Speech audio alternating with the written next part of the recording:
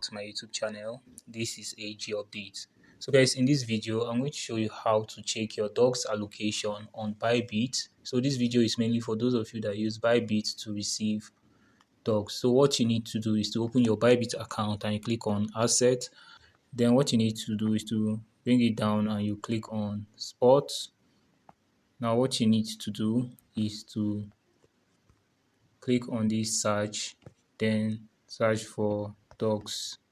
Alright, so click on the dogs, then you're going to see your dogs allocation. So this is how to use Bybit Exchange to check for your dogs allocation for those of you that selected Bybit as your withdrawal option.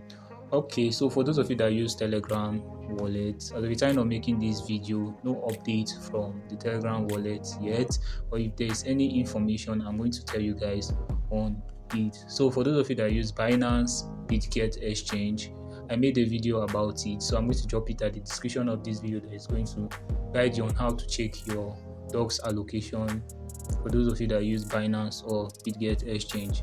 Okay guys, so I would love to hear from you on what you think about this at the comment section.